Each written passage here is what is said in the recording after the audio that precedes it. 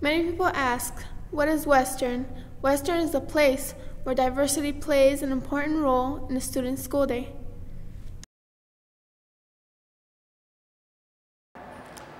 What I noticed initially when I came over here was that there were so many different diverse groups here. And they don't fight a lot compared to schools where it's not as diverse. Where there's less diversity, there's more fights. So I think because it is diverse, we have fewer problems. As long as you've been working here, has this always been a diverse school to you? It has been. It's been a really diverse school ethnically.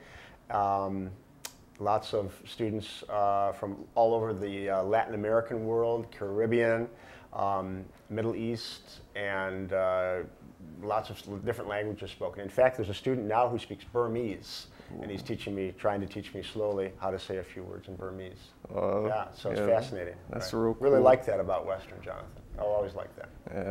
Maybe you could teach me a couple, you know. Bien sûr, oui, oui. What language is that? I do not know, sir. French. French? Oui. What does that mean? Yes, of course. Yes, yes. Yes, of course. Oh, thank you. Sure. Yeah, because we have German teacher, Italian, what else? Spanish, of course. But yeah, it's great. Western has so many different varieties. Like you have Caucasian people, you have different types of Hispanics, Latinos, and then you have some people who surprisingly Asian. You have so many different people that come to this school, and it's a good opportunity to come outside your box and expand your horizon and learn about different things than what you're used to. And I think it helps a lot of people to be so, not to be so stereotypical.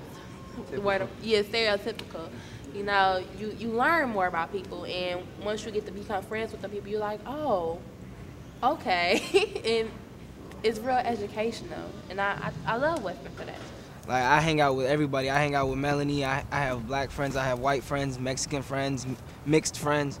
And my best friend in the world, he's black. I grew up with him. He's like my brother. And we hang out all the time. He stays the night at my house and chill.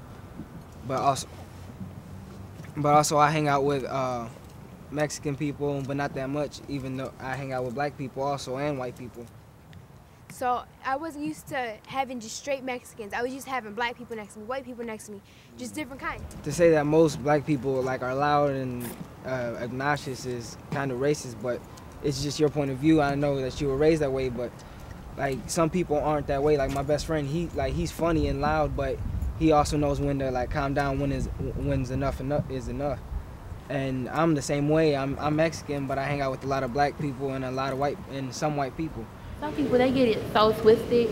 They think just because you're one race that you are so different, but people fail to realize that we have so much in common. Like I could be talking to my friend Linda, who happens to be Puerto Rican, and me and her, our conversations are basically the same. The only difference is, okay, our race, or everything is basically the same, and people fail to realize oh well, she's Puerto Rican or she's Mexican, so me and her have nothing in common. And you actually do everything when it comes down to your parents, your issues in school, your issues in life.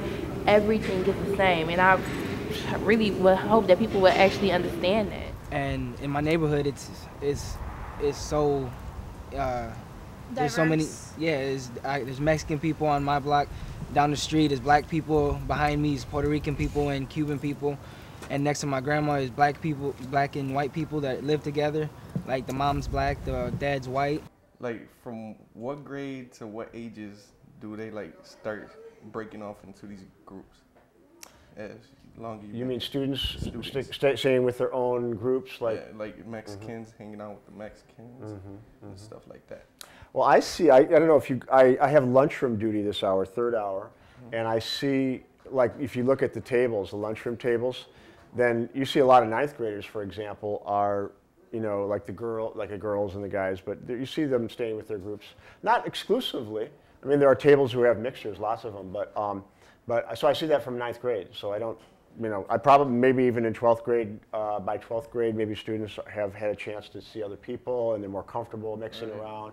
But right from the ninth grade, I see it clearly. So the ninth graders are the ones getting shoved apart. They're not.